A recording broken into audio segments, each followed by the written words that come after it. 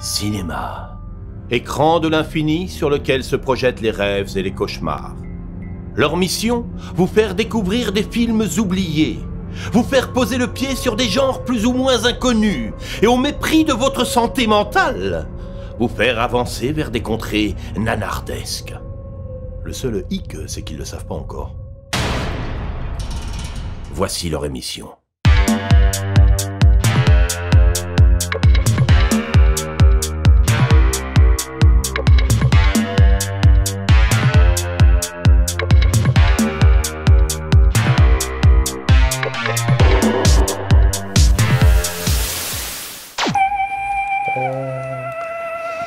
Il est trop mignon. Il est trop choupinou. Tu l'as trouvé où? Je l'ai trouvé dans une brocante. Un petit chinois là qui me l'a fait à pas cher. Avec la boîte et tout, c'est génial. Alors, quand je te laisse, je suis exténué moi. Je vais le garder. Je vais aller me coucher. Tu connais les règles, hein? Oui. Très bien. Pas de soucis. En plus, c'est la pleine lune ce soir. Regarde. Oh, oui. Ouais, fais gaffe à toi, Mathieu. Oh, t'inquiète pas, hop, il va pas avoir trop de lumière, voilà. Oh non, il est temps de faire dodo. Voilà, oui, tu vois. Un temps pour dormir.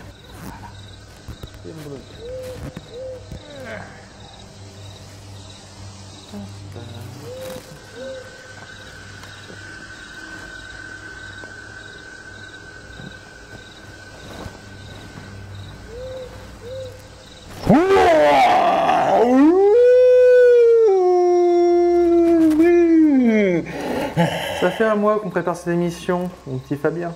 Mais bien tenté. Oui, bon, ça va, on a eu peur d'une poule, ça arrive.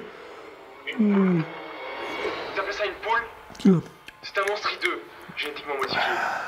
Rien de plus. Regarde-moi. Tant que tu peux pas me gratter le dos, s'il te plaît. Mais bien tenté.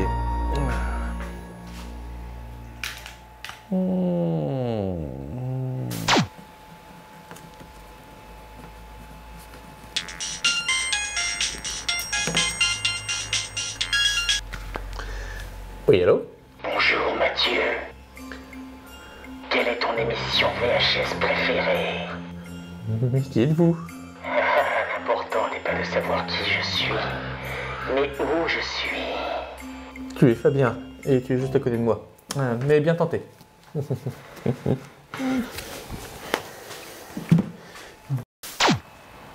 Merci mille fois Mathieu de t'en occuper, franchement ça m'enlève une épine du pied, là tu peux pas savoir, il y avait personne de disponible. Mais ouais, t'inquiète. Merci de t'occuper de mon dos pour la soirée. Merci beaucoup, je sais que je peux compter sur toi. Ouais. Je vais te trucider, toi l'homme au chapeau. Je vais te découper en morceaux aussi fins qu'une bande de cassettes VHS. Fabien, je sais que c'est toi qui fais la voix. Mais bien tenté. Oh, mais Mathieu, y a rien qui te fait peur, c'est quand même fou ça. Que je me donne tant de mal là, et merci de bousiller notre intro de VHS du coup là. De rien. Moi je sais pas comment faire maintenant, écoute, débrouille-toi pour présenter ces deux films. Hein.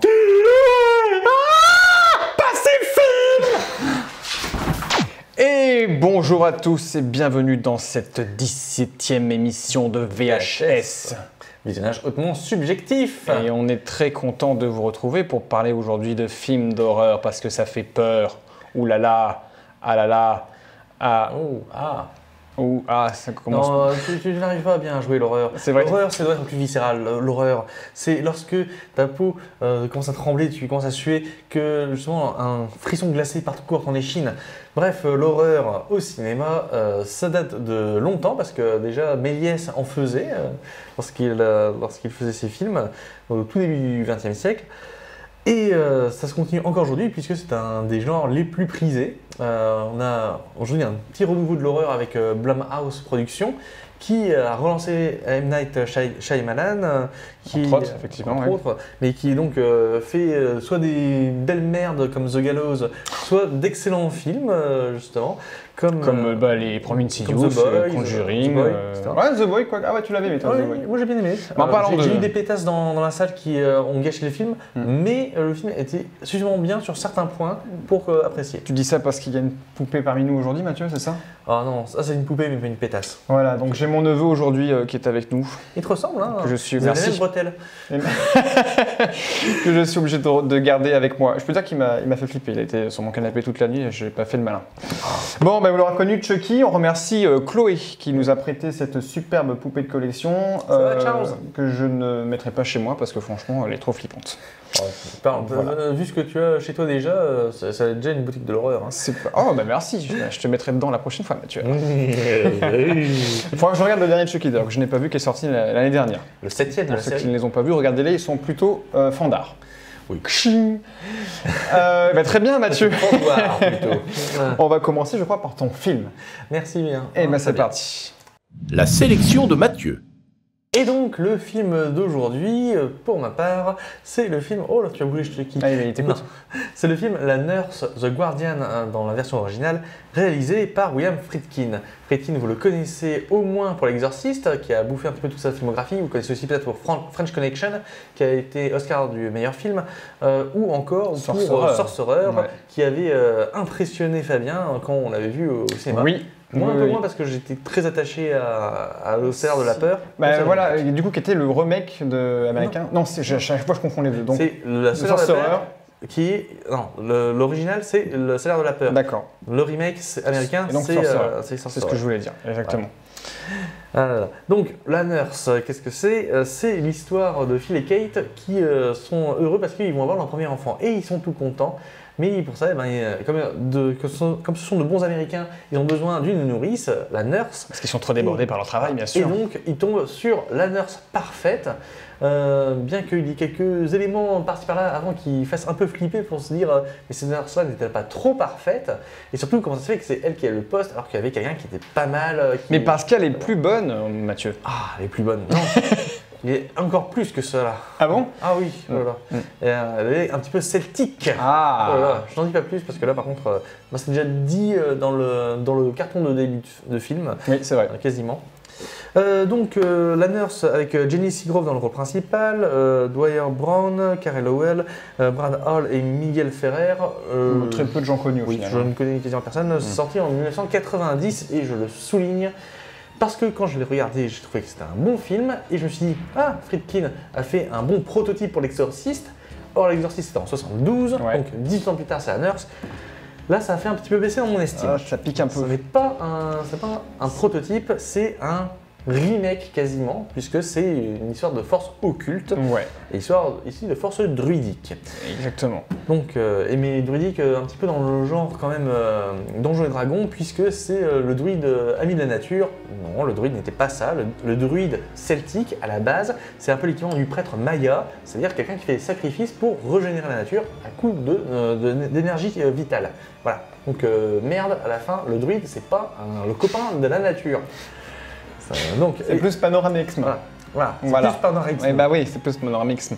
Tu voulais savoir ce que t'en pensais de ce film? Ah oui, c'est tout pris. Je comprends bien. Pourquoi tu deviens chinoise? Je sais pas, le panoramisme m'a fait manger un cheveu et ça y est. Ah ouais, J'ai un j'avais- cheveu de Soki sur la langue. Non, bah la nurse que je ne connaissais Charles. pas. Je connaissais du coup Friedkin forcément Personne par ne connaissait. les autres films que tu as cités. Ouais. Ah, c'était un gros avec un ouais. à la Ah fin. ouais. Oula. Le film est plutôt sympatoche, flippant, je n'irai pas jusque-là, mais plutôt mystiquement horrifique, je suis d'accord. De bons effets gore, moi j'aime bien, ça rappelle. Et d'ailleurs, si je ne me trompe pas, le film devait être réalisé normalement à la base par Sam Raimi. Oui, effectivement. Et Et on on retrouve un petit peu sa patte. On retrouve un peu sa patte dans les effets gore parce que je trouve que par moment il y a un petit peu d'Evil Dead, on peut Oui. ressentir un petit peu ça avec le fait que la force de la nature sont un petit peu là aussi. Non, dans l'esprit le film il est pas inintéressant puisqu'on part sur un scénario plutôt classique et même un petit peu trop téléphoné à chaque fois. Encore que, il y a des trucs que je n'ai pas vu venir. Par exemple, la balade dans les arbres de la nurse. Non, ça, je le voyais pas. Ouais, non, le film il est notable par rapport aux effets spéciaux déjà, aux séquences qui sont plutôt horrifiques, ça marche plutôt bien. Après, ça reste quand même un plutôt plan-plan. Et ce qui m'a le plus dérangé dans le film, c'est cette histoire de faux druide, puisque tu viens de nous le relever, Oui. de savoir pourquoi elle fait ces sacrifices d'enfants en fait, cette En fait, nana. techniquement, c'est ça la partie la plus druidique, justement, parce que les Gaulois, c'est ceux qu'on connaît le plus, enfin les Celtes, faisait beaucoup de sacrifices humains parce que justement, comme pour les Aztèques, pour les Mayas, pour les Incas, c'était une manière de faire passer la force vitale d'un être humain dans le royaume des dieux, justement, rendre sacré. Donc là, ça allait. Mais parce que du coup, elle capture les enfants faut qu'ils aient un mois dans le film. Normalement, c'est pas les enfants, c'est plutôt les guerriers. Et là, elle sacrifie les enfants d'un mois pour les rendre plus purs, mais rendre un gamin plus pur de un mois, c'est quand même plutôt difficile, je trouve, moi, non? Ça serait des enfants plus âgés. Bon voilà, non mais dans le film j'ai trouvé sympatoche, c'est vrai que j'ai pas non plus 10 tonnes de trucs à dire. Toi Mathieu, pourquoi tu l'as choisi ce film? Moi je l'ai choisi parce que justement c'était assez atypique. J'avais apprécié pour quelques effets, pour quelques idées qui étaient parsemées par-ci par-là, qui sont effectivement du Friedkin. Là où on peut remarquer, alors juste une petite incidence sur Sam Raimi, il y a Monsieur Bobine qui a fait une émission sur Sam Raimi, allez-y, c'est vrai, bon. Je l'ai vu. Et il se trouve que donc, il y a un élément central, un arbre. C'est pas un spoiler parce que ça se voit assez vite. C'est l'arbre dans Pocahontas, parce qu'il a des visages aussi. C'est quasiment ça. Sauf que là, il est utilisé comme Evil Dead, mais la façon de le réaliser, là on voit que justement, c'est du Friedkin et pas du Sam Raimi. Oui, non, la façon d'utiliser la caméra, puisque chez Sam Raimi, c'est une caméra qui est vivante, qui est quasiment un personnage à part entière. Chez Friedkin, c'est beaucoup plus compliqué. C'est plus plan-plan comme tu l'as dit, parce qu'il ne fait pas des mouvements très spéciaux, mais il filme d'une manière, et surtout il monte d'une manière qui rend assez dingue. Surtout, il y a un plan de mâchouillage d'arbres que j'ai beaucoup apprécié, et surtout quand je l'ai vu, je me suis dit, effectivement, je vois comment ça a été fait au tournage. Au tournage, ça devait être kitschissime, ouais, je pense. Mais tel que ça a été montré, tel que c'était monté, justement, ça fonctionne. Mais il y a certains montages, comme on voit que ça a été difficile, je pense que ça doit être très kitsch au tournage, comme tu le dis, et qu'au montage, ils ont dû des fois faire des raccords qui sont un petit peu gênants par moment. Notamment, je pense à la séquence, une des séquences de fin où une nana dans une jeep se fait attaquer par des loups. Oui. Notable parce qu'ils ont utilisé des vrais loups, pour la plupart, il y a quelques marionnettes. Ça, mais c'est Friedkin. Ouais, mais c'est bien parce que c'est encore 2090, c'était encore un peu la mode d'utiliser vraiment des animaux. Oui, encore, ça l'était. Surtout que le fait qu'ils mettent ces secteurs en danger. D'ailleurs, ça m'a fait marrer parce que c'était la même Jeep que dans Jurassic Park, donc pour 2 ans après. Oui. C'est la même Jeep avec la même ambiance. Et puis là, les loups arrivent quand il ne pleut pas, quand c'est le T-Rex, mais là, quand il y a du vent et qu'il fait nuit, c'est les loups qui arrivent. Donc je pense que c'était prémédité même déjà. Oui, ils font une petite alternance comme ça. Déjà avant. Non, par contre, voilà, au niveau de l'ambiance, des décors et du côté toujours, on a vraiment des gros contrastes dans le film. Oui. On est vraiment sur, même le début du film, la première séquence d'ouverture, l'épilogue. On est dans une maison où tout devrait aller bien et on a des contrastes clairs-obscurs qui sont vraiment posés. Et au niveau de l'ambiance, là, on ressent bien ce qu'il a pu faire dans L'Exorciste, ce qu'il a pu faire dans ses films. Donc là, c'est vrai qu'on le reconnaît au niveau de la photo aussi. Il a su s'entourer de la même façon à chaque fois. Oui, donc à ce niveau-là, c'est un très bon travail parce que Friedkin, c'est pas n'importe qui, quoi, quand même. Ah non, bien sûr. Mais c'est là que tu remarques quand même que c'est un réalisateur. Il faut vraiment qu'il ait un bon sujet dans les mains pour en faire quelque chose. C'est pas quelqu'un qui peut improviser son tournage ou son cinéma. Mais ça va pas assez loin. Voilà. Pour moi, dans ce qu'il va en faire. L'antagoniste est pour moi pas assez développé parce que Ola est une femme très jolie qui est une source maléfique de la nature. Pourquoi sacrifier ses enfants? Je reste encore bouche bée, je ne sais pas. Bon, et encore une fois, non, putain, les druides, ce sont pas les copains de la nature. Ils font pas des tisanes, merde. C'est pour ça que tu es pas content, Mathieu, que c'était un film d'horreur pour toi parce que ça parlait pas du bon druide de la bonne façon. Si. C'est un film d'horreur parce que justement, il y avait un être qui est en forme d'humain, mais qui n'est pas humain. Ça, c'est le truc qui me fait plus flipper. Et en plus, dans cette histoire-là, la peur qui est exploitée, c'est la peur des parents de perdre leurs enfants. Ça, c'est très fort. Et donc, moi, j'ai trouvé que c'était plutôt un bon film, mais c'est un bon film comme ça. Bon, bah très bien. On va continuer à faire la nurse avec Chucky, puisqu'on va parler du coup de mon film maintenant. Oh là là. Et ben c'est parti, n'est-ce pas, Chucky? J'en tremble d'avance. La sélection de Fabien. Et c'est parti, on va parler maintenant de mon film Les Chroniques de Tchernobyl, et en anglais Chernobyl Diaries. Ce qu'il faut Diaries. Et je dis ça, en plus c'est même pas une chronique parce que ça se passe que sur deux jours, je crois. Il n'y a qu'une nuit d'ailleurs, donc voilà, c'est des fausses chroniques d'ailleurs.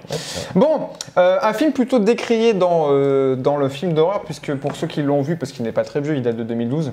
Ouais. Il n'est pas très aimé, mais moi, je sais pas, je l'aime bien. Donc, j'avais envie de vous en parler. Je voulais vous parler de The Witch à la base, qui était sorti il y a 2 ans, que j'adore. The Witch. The Witch. Que moi, j'ai eu beaucoup de mal avec ce film. C'est vrai. Et je le savais, donc j'ai dit, je vais éviter de en parler. Ah, mais tu aurais pu, on aurait eu un débat là-dessus. On pourra en reparler peut-être plus tard, on verra.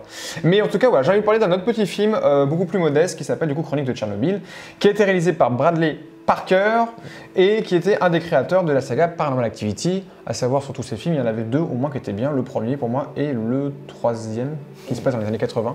Moi, je l'ai trouvé super. Moi, je trouve que le 3e d'ailleurs. Regardez le Pourquoi j'ai raison et vous avez tort de Durandal à ce sujet. C'est pas faux, il avait fait une émission dessus. Qu'est-ce que ça nous parle de ce Chronique de Tchernobyl? Forcément, ça nous parle de Tchernobyl puisqu'on suit 6 touristes qui s'engagent à suivre un guide touristique au sein. Yuri. Oui, au sein de la ville de Pripyat, donc qui était du coup la ville la plus proche de la centrale qui a explosé, où abritaient du coup les familles des ouvriers de l'époque. Et donc ils vont visiter celle-ci en mode un petit peu extrême, en mode comment dire, hors piste. Hors piste, merci, ouais, je cherchais le mot, merci, très bien. Et au cours de leur exploration, il va se passer des choses plus ou moins étranges et ils vont se demander s'ils ne sont pas avec d'autres personnes, en tout cas suivis, ils sont peut-être moins seuls que ce qu'ils ne le pensaient. Ouais. Voilà, pour pas trop en dire, même si je vais développer un peu plus après, avant d'en dire un peu plus, toi Mathieu, puisque tu en suis déjà, qu'as-tu pensé de cette invasion nucléaire? Eh bien, c'était Tchernobyl à des yeux, voire Stalker, mais avec moins de travail dessus. Stalker. Tu le connaissais pas le film? Ah non, je ne connaissais pas le film. C'était Stalker, aussi bien le film de Tarkovsky que le jeu vidéo qui en est tiré. Puisque c'est Pique-Nique au bord du chemin, le roman original. Bref, il y avait beaucoup de choses à faire avec Pripyat, des belles choses. Le problème, c'est que ce film-là, je crois, c'est parce qu'il est fait par un Américain qui l'a écrit et que les personnages sont américains. Je reviendrai là-dessus, mais d'abord, toi... Tu me renvoies le boomerang, enfoiré. Oui. Non, du coup, moi, voilà pourquoi j'aime bien ce film. Déjà, il est décrit comme un fun footage, et pour moi, ça n'en est pas totalement un, puisqu'un fun footage, normalement, il faut que c'est une caméra au point, certes, mais que ce soit un personnage à part entière. Oui. Et dans ce film-là, certes, la caméra est très volatile, mais il n'y a aucun personnage en tant que tel qui a cet œil objectivement. Donc, du coup, ce n'est pas vraiment un fun footage. Pourquoi je l'aime bien? Tout simplement parce que, jusqu'à que je me documente dessus, je pensais, donc pour dire que c'était bluffant quand même, qu'ils avaient vraiment tourné les séquences à Pripyat, donc sur cette ville abandonnée, à Tchernobyl, ce qui est faux. Oui. Donc déjà, beau boulot pour ceux qui ont fait les décors, ça, il n'y a pas de souci. Même si on revoit la fameuse, on en parlait avec on voit la fameuse roue qui est symboliquement quand même présente dans tous les esprits, et qui a été en fait la moitié, il y a du numérique pas mal. Pas mal de décors qui ont été choisis dans des anciens blocos ou anciens souterrains datant de la Deuxième Guerre mondiale, qui n'étaient pas forcément en Russie, mais autour d'autres pays aux alentours. Donc au niveau des décors, je trouvais ça cool, et jusqu'à que je me documente vraiment sur le film, je pensais que c'était vrai. Donc tant pis. Mais pourquoi? Parce que je trouve que les réalisateurs, je trouve que les comédiens, c'est ce que je voulais dire, même s'ils sont tête à claque américanisés, ont quand même des réactions plutôt moins connes et moins cucu qu'on peut voir dans certains films. Il n'y a aucun moment où je me suis dit c'est con, faut que tu fasses ça ou faut que tu fasses autrement. Ils ont des décisions plutôt logiques dans l'ensemble. Moi j'ai trouvé, je sais pas toi, mais en tout cas moi j'ai trouvé qu'ils avaient toujours une qui était un peu conne, mais surtout, ça commence dès l'introduction. Ouais. En fait, ce film-là me rappelait un film qui est un nanar, qui s'appelle Eurotrip, Sex Trip en version française. D'accord. C'est le point de vue des Américains qui vont en Europe. C'est forcément les Européens, on peut les baiser, les Russes ou ex-soviétiques, c'est tous des gros cons, tout est sale ici. Bref. C'est un bon jour de vacances en fait. Ouais, mais disons en plus insultant, parce que là, c'est pas de la satire envers soi-même, c'est de la satire envers des gens. En plus que tu connais pas, donc c'est du mépris. Et c'est ça ce qui me déplaît là-dedans. Donc voilà, moi je trouve que ça passait plutôt bien, et que en plus certaines choses qui pouvaient te téléphoner allaient beaucoup plus loin de ce qu'on pouvait imaginer. Et ce qui est bien dans les films d'horreur, ce que j'aime d'habitude, c'est ce qu'on ne montre pas. Et la plupart dans le film, à part à la fin, forcément, on est obligé un peu de dire ce qui se passe, on ne montre pas grand-chose, c'est beaucoup de l'horreur hors champ, beaucoup d'ambiance. Il y a très peu de musique de bande originale dans le film, ce qui est plutôt bien et ce qui, moi, me rajoute un peu de cachet aussi quand c'est des films comme ça un petit peu... Il y avait les Beach Boys quand même, donc au début. Oui, au début. Oui, Donc, mais au sens dans le film, pendant les trucs de scènes d'horreur, il y a par moments vraiment des ambiances, plus que de la musique, mais il y a très peu de... C'est plutôt silencieux à ce niveau-là. Sinon, c'est Love and Mercy. Sinon, c'est Love and Mercy, effectivement. On a parlé dans l'émission de septembre. Donc, dans l'ensemble, voilà pourquoi j'ai aimé le film et parce que j'aime bien les décors qui font quand même plutôt post-apo et tout ça. Donc, c'est pour ça que je l'aime bien ce film-là. Mais il n'en exemple pas de défaut, effectivement. Je trouve la fin nulle. Ça, clairement, je trouve que la fin est. Ils auraient dû s'arrêter au moment où ils rencontrent des humains. Tu vois, à ce moment-là, sans spoiler, qu'ils ont fait un deuxième épilogue que je trouvais inutile. Et j'ai même regardé sur DVD, il y a même une séquence, une fin alternative qui est encore plus nulle. C'est dommage. La fin un peu décevante. Mais dans l'ensemble, je trouve qu'il marche plutôt bien, que les décors sont cool et que personnellement, quand je le regarde, je me fais quand même des coups de flip et je trouve qu'il y a une ambiance plutôt pesante derrière. Est-ce que tu as eu peur? Non. D'accord, j'ai perdu, tant pis. C'est parce que tout dans le métrage, justement. Alors là, par contre, ça peut faire peur pour certaines personnes. Ta copine, elle a eu peur. Ça marche. Ma copine a eu peur, mais surtout parce qu'elle est bonne cliente de ce genre de truc, même si elle n'a pas eu peur sur Alien, ok. Mais par contre, donc sur ce film-là, elle n'était pas dans une ambiance qui est hyper rassurante, donc elle a eu plus facilement peur sur ce qu'elle a vu parce qu'elle n'a pas tout regardé jusqu'au bout. D'accord. Donc là, je peux comprendre, mais quand on connaît les ficelles, ça se voit. Ah, t'es choué. Merci. Où ça va et où ça finit. Donc, pour moi, c'était un lundi. C'était un lundi, alors que nous tournons cette émission, nous sommes le lundi. Mais quelle coïncidence, ouais, n'est-ce pas? Bon, tant pis, tu aucun point positif du coup à me donner? Si, les décors, évidemment, ça, mais comme tu l'as dit, je veux dire, moi, ça a été vraiment bluffant à ce niveau-là. Mais dès que j'ai vu l'ours, j'ai vu les CGI et donc là, je me suis dit... Ouais, ça passe encore, je trouve, l'ours. Il est plus furtif, il passe même encore mieux, même si celui-là... Il est furtif, mais sinon, disons, il est mal intégré, je trouve. Ah ouais, ouais. Il y avait un truc qui faisait faux. C'est le même ours que dans The Revenant, d'ailleurs. Il a le même collier avec son même prénom, je sais pas si t'as fait gaffe. Non, je déconne, c'est pas vrai, c'est une blague. Donc voilà, oui, nous sommes fatigués, je crois. J'ai fatigué Mathieu avec ce film, il fallait bien que ça arrive un jour. Avec Chronique de Tchernobyl, qu'est-ce qu'on peut noter d'autre? Le casting, forcément, c'est les Américains, donc. Mais des inconnus. Mais inconnus, donc on a des beaux gosses, des belles gosses et des têtes à claques. Yuri, typiquement la gueule du russe. Ouais, lui, voilà. Donc, non, ce qui est bien, c'est qu'en plus, notamment le guide touristique, ce qu'il dit quand même dans le film, c'est des faits réels, c'est des choses qui sont vraiment arrivées. Donc, il parle de comment l'explosion a été faite, quels ont été les dégâts qui ont été. Donc, voilà, il y a un peu de vrai quand même dedans, et on part sur un film qui reste classique, je suis entièrement d'accord, qui n'est pas un gros film d'horreur, mais qui est pour moi quand même largement meilleur que d'autres merdes, comme tu parlais, comme The Gallows tout à l'heure, comme plein de remakes d'Exorcisme, etc. Ou plein d'autres suites qu'on a pu voir de films d'horreur. Donc voilà, dans mon cœur, il reste quand même plutôt intéressant. Donc je vous conseille quand même Chronique de Tchernobyl avec la nurse. On peut peut-être faire un crossover, t'imagines? Oh là là, ça serait... Mais à Tchernobyl, elle enlève les gens pour les mystifier dans une centrale nucléaire. Ouais, pourquoi pas. Et pour redonner justement de la pouvoir à la nature, on pourrait avoir une plante 42 dedans, une plante 42 de Resident Evil. Ça y est, on a la suite. Ça s'appellerait The Guardian of Chernobyl. Tu disais, Audrey? Faisons simple. Ça ressemble un peu à Fallout. Fallout? Oui. Ah oui, voilà, on a créé Fallout. Voilà, merci à vous. Bon, voilà, en tout cas, on vous conseille quand même ces deux films dans un petit coin sombre de votre canapé. Oui. Voilà. Avec du popcorn, avec un petit peu de vin. Exactement. Chucky, qu'est-ce que tu en penses de ces films? Des petits culs. D'accord, très bien. Charles, tu as toujours de bons conseils. De bons conseils, donc voilà, il dit qu'il regardait ses films, forcément. Oui, on regardera tes films. Très bien, donc du coup, on va changer un petit peu, on va parler un peu plus d'amour parce qu'on a un invité tout en douceur aujourd'hui. Il faut que nous puissions nous remettre de l'horreur. Et puis il faut que j'aille coucher Chucky, puisqu'il faut qu'il mange sa purée, etc. Sa purée d'enfant. De carottes. Ah. Oui, c'est vrai pour que ce soit plus aimable. En tout cas, on se retrouve tout de suite pour l'invité du jour. 3, 2, 1, à tout de suite. L'invité du jour. Et nous revoilà avec notre invité du jour. Simon Van Bemben, bienvenue à toi. Merci de m'avoir invité. Merci d'avoir accepté notre invitation. Très bien. Donc Mathieu qui l'a sorti de son chapeau, cet invité, parce que je ne le connais pas du tout, mais pas du tout, et je suis ravi de l'accueillir. Donc je vais te laisser le présenter. D'accord. Alors commençons la présentation. Tu es originaire du Cameroun où tu es né dans une famille de musiciens. Exact. Tu as été initié donc au rythme et mélodie traditionnelle et tu as découvert au début de ton adolescence la musique contemporaine que tu as incorporée dans tes influences et tu as créé donc ton propre style musical que tu appelles le beatybach. Exact. Et j'ai envie de savoir ce que c'est. Alors, Exactement. Je t'embête avec ça déjà. Non, j'aime bien parce que même les Camerounais me posent souvent la question. Donc, le beatybach, en réalité, c'est le nom d'un remède.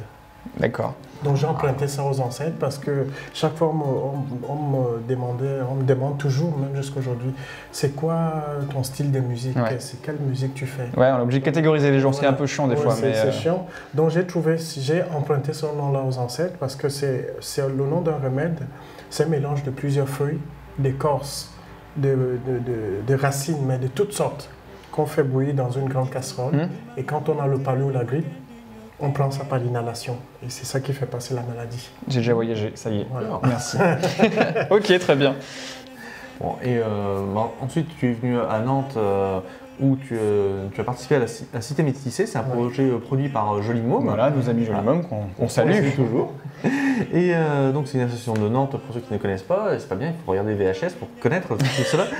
Alors donc, Joli Môme t'a fait une petite fiche, un petit encadré, où il te met que tu es donc musicien, mais aussi que tu es un maître zen. Parce que voilà, tu fusionnes beaucoup de styles pour faire ta propre musique. Mais justement, là, c'est une beatybach, le remède, le fait d'apporter de l'amour, de la réconciliation, de la fraternité entre les gens. C'est exact, c'est exactement ce que je... Mon rêve, c'est que celui qui écoute ma musique, que ça lui redonne un petit souffle pour repartir, pour rebondir. Ouais. Et si on t'accueille du coup aujourd'hui, parce qu'on parle de musique, ce qui est très intéressant certes, mais c'est parce que tu as réalisé, en tout cas tu as tourné là, tu viens de finir? Je suis en train de encore tourner. en train? Je ne suis pas encore réalisateur. Oui, mais tu le seras une fois que le film sera fini. Voilà, exactement. Quand vous verrez cette émission, il aura réalisé. Voilà. Donc ton premier film qui s'appelle Danse avec moi. Oui. Oh, Danse avec moi. Voilà. Donc c'est toujours avec Joli Môme que tu produis ça. Et donc là, c'est une nouvelle carrière après auteur-compositeur, auteur-réalisateur? Oui. Je suis réalisateur. Enfin, quand je dis je serai réalisateur, ce sera pour les autres. Moi, je sais que je suis réalisateur depuis que je suis gamin parce que je me fais beaucoup de films dans ma tête. Bon, cette fois-ci, ça sera un film que d'autres personnes pourront voir aussi. Voilà. Avec plaisir. Donc du coup, ma première question est naturelle, c'est qu'est-ce qui t'a amené à vouloir réaliser du coup ce premier film, donc de passer de la musique et du cinéma? Pourquoi? Parce que dans mes chansons, quand je compose, je raconte. Je mets quelqu'un en face de moi, je lui raconte quelque chose, je lui dis des choses. Je lui pose des questions parce que je pose beaucoup de questions. Je me pose déjà à moi et je pose aussi à d'autres personnes. Donc, je me suis dit, dans un film, j'aurais beaucoup plus de temps pour dire, pour poser des questions, pour aller titiller des gens. Pour raconter ton histoire, pour donner le message. Oui. Et alors, dans ce cas, quels ont été les obstacles et les difficultés pour préparer ton projet au niveau de l'écriture, mais aussi trouver des gens, l'argent, évidemment, parce que c'est nerf de la guerre. Ouais, c'est plus de ce côté-là que ça beaucoup... Non, je n'ai pas eu de difficultés à écrire parce que j'avais déjà mon histoire dans la tête et je connaissais comment il va commencer et comment il va finir. Donc ça a été très très rapide, l'écriture du scénario. Et les acteurs, je les avais aussi dans la tête parce qu'il faut le dire, tous les acteurs sont bénévoles. Enfin, tout le monde qui travaille dans cette toute l'équipe. Toute l'équipe technique, tout le monde est bénévole. Et ça... on les remercie jamais assez, c'est vrai. Du coup, vous étiez une grosse équipe de combien? Hier, on était 20-25 avec les figurants qui sont venus aussi bénévolement, qui ont pris de leur temps pour venir. Donc voilà, les difficultés, c'était beaucoup plus trouver de l'argent pour... comme les gens viennent bénévolement, il fallait au moins trouver quelque chose Pour les défrayer un petit Pour peu le- et pour pour manger. Pour manger aussi, bah oui, C'est la très régie, important, important. la régie. Du coup, Tu tu as lancé un financement participatif. Comment tu as mis en place ton... Non, j'ai pas pu le faire parce qu'il faut le dire que dans ce film-là, je fais le métier de plusieurs personnes, et scénaristes, et réalisateurs, et La musique aussi. et quoi. musique. je Bah, vais faire la j'imagine, musique, la voilà. question elle est posée, Oui, mais oui. ça me semblait logique. Donc oui, j'ai pensé à faire, comment ils appellent ça en anglais déjà, le truc participatif là. Bah, après, on appelle ça le... Voilà. Ah oui, le crowdfunding. Oui, hein. Oui, j'ai pensé à ça, mais il faut vraiment avoir du temps. Bah, ça se prépare en amont aussi, En c'est vrai amont. que... Donc voilà, j'ai pas eu le temps de le faire. D'accord. Donc, tu as fait quoi? Comment tu as fait? Ben, j'ai la mairie de Nantes Ouais. qui finance un tout petit peu. Hmm. Et puis avec Joli Môme Joli est Môme, bien sûr. coproducteur. Voilà. Donc, voilà. Ok. Toujours aussi efficace. Voilà, ouais. C'est déjà Bah, la mairie de Nantes bah, aussi. du coup, Oui, ça serait avant de passer à ma troisième question, bah, je voulais savoir si tu pouvais nous en parler un peu de ton film. Qu'est-ce que ça raconte? Enfin, le pitch de ton film. Effectivement. Alors, il sera très très court. C'est une histoire d'amour entre un noir et une blanche, Mhm. ce qui n'est pas original du tout.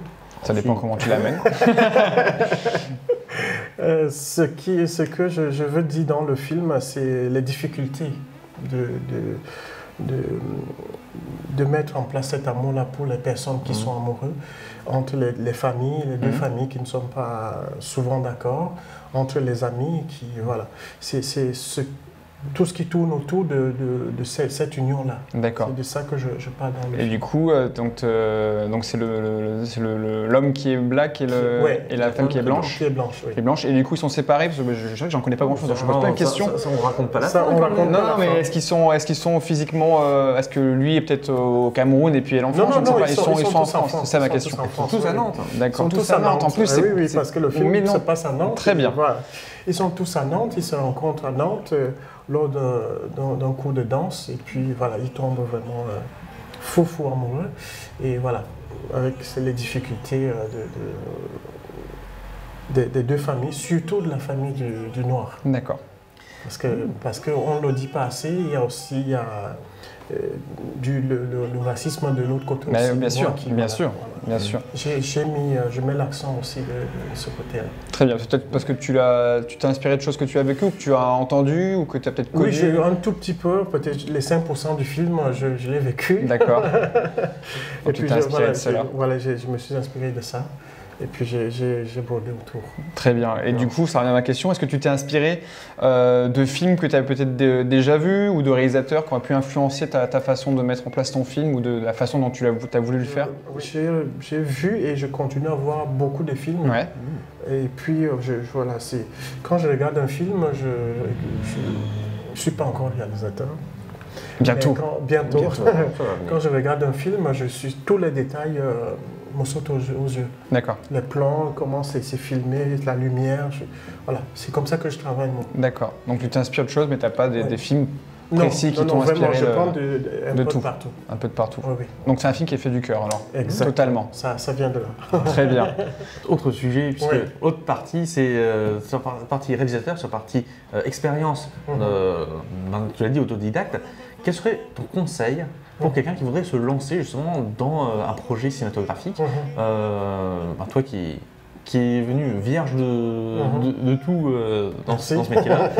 Et donc, quel serait ton conseil pour le prochain petit jeune qui se lance? Alors, je prendrais plutôt le conseil d'un réalisateur qui m'a donné ce conseil-là. Il m'a dit, il faut, pour être réalisateur, il faut être un peu dictateur. Dans le sens que c'est ce qu'il y a dans ta tête qu'il faut que voilà. Ah ben, oui, non, Ça ne veut pas dire que tu ne peux pas prendre des conseils de gauche à droite. Ce que j'ai fait. Et ça m'a beaucoup aidé. Mais il faut se tenir à sa première idée. D'accord, c'est dictateur dans le sens original, c'est-à-dire celui qui donne la Exactement. direction. Et la direction. Voilà. C'est pas, voilà, vous faites ce que je dis et puis personne, voilà, c'est pas dans ce sens-là. Dictateur, déjà pour soi-même. Voilà. Ça dit son idée, on a l'idée et puis on peut prendre des conseils d'un peu partout. Il m'a dit ça et en plus il m'a donné des conseils. Et est-ce qu'on peut avoir le nom de celui qui a donné ce conseil-là? Ah oui. Donne-nous des noms. Glad, il s'appelle Glad. Ouais. On mettra ça. Ah oui, bon, Bien sûr. C'est un réalisateur africain. D'accord. Je ne dis pas le pays parce que voilà, c'est. Et puis, très très bon. Donc, il m'a donné des conseils. Et aussi, j'ai pris des conseils. Quand j'ai écrit le scénario, j'ai envoyé à plusieurs personnes. Et ça m'a beaucoup, beaucoup aidé. Beaucoup. J'avais écrit un gros pavé comme ça. Les premières réactions, non, c'est pour un premier film. Voilà, j'ai diminué. Condensé. Même jusqu'à là, c'est encore long. D'accord. Donc ça sera parti pour un court, un moyen, c'est quoi? Du coup, un moyen. Un moyen. Un moyen, ouais. 30-50 minutes, Ouais. tu nous avais dit sur Oui, le oui. tournage.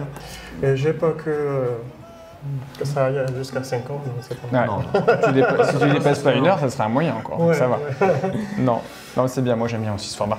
Ouais. Qui est un peu méconnu.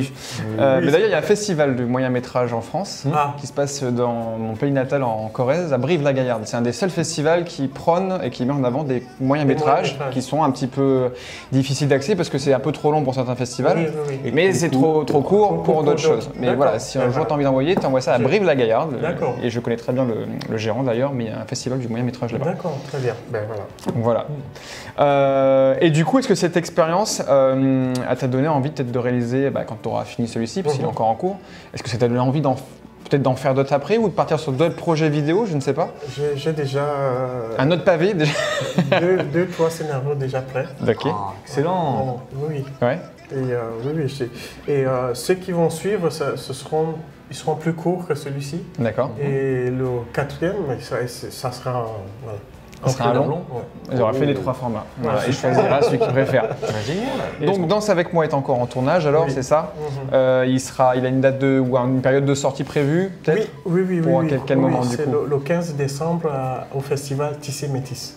Tissé Métis, de Joli Môme du coup. Oui, voilà. De cette année, d'accord, et ben on sera au rendez-vous, et puis j'espère que tout le monde sera au rendez-vous pour voir ton premier film, Ben, et puis en espérant qu'il continue. plaisir. Il reste beaucoup de tournage encore?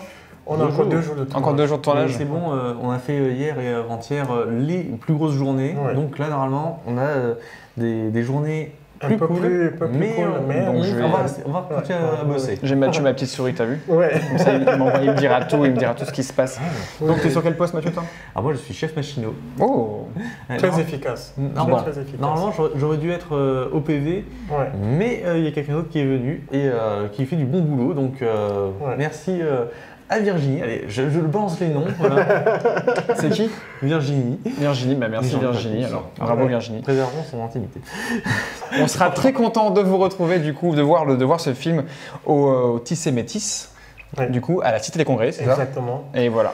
C'est un festival de musique, Oui. mais de musique du monde, Ouais, comme on dit. Voilà. Et puis, Qui n'a plus surnom depuis quelques années. oui. Mais maintenant, ouais, j'en Oui, entends oui. parler à chaque fois. Ça fait des années Ouais. qu'il existe. Et puis, voilà, ils ont bien accepté de prendre mon film parce qu'ils font aussi d'autres choses autour. Et Donc, il Très sera bien. diffusé. Et aussi, ce qu'il faut dire, c'est que pour ce film-là, j'envisage à chaque projection un débat après. Bien. Ah, À chaque fois. Sur la thématique du coup Oui. du film là. Exactement. Très bien. Et ben c'est parfait. C'est exactement ce c'est qu'il une faut. personne complète. C'est très bien. C'est très bien. Et ben on sera là et puis on te souhaite bonne continuation. Merci beaucoup. oui. Merci en coup d'avoir répondu et puis on va piocher Ah oui. comme d'habitude Comme d'habitude. le thème de l'émission du mois prochain qui Ouais. sera le mois de juin. Ça y est, et c'est toi, ta main innocente, qui va piocher le thème. On a des nouveaux, ça y est. Des nouveaux thèmes parce qu'on a commencé à finir un peu les anciens. On va partir sur des thèmes un peu plus précis, un peu plus Oui. spécial, un peu Ouais. plus originaux, je ne sais pas, on va voir. C'est la première fois que je... Attention, hein, ne Attention. te trompe pas. Hein. Ouh là là. Hop. Vas-y, je te laisse le lire. Alors, classique oublié. oublié. Oh, on parlera d'un classique oublié, enfin pour nous, De peut-être deux. un de 2 classiques, mais nos classiques peut-être Ah. oubliés. Après tout, VHS, c'est les films plus ou moins connus. Bah oui. Mais là, ce sera donc un film inconnu pour vous, Mais qui a été un classique, un classique. Et qui a été Eh oui. trop vite oublié. Ouais. Merci Simon d'avoir été avec Merci nous. à vous. Merci. Et Merci du coup, beaucoup. on se retrouve le mois prochain pour le mois de Au juin. revoir. On parlera de classiques, classiquement bien, j'espère. Mathieu, je te laisse le mot de la fin, pour une fois encore. Vas-y. Pour une fois, eh bien, merci à tous et aimez-vous les uns les autres. Bonne game. Allez, Efficace. on se dit au revoir. 3, 2, 1. Bye.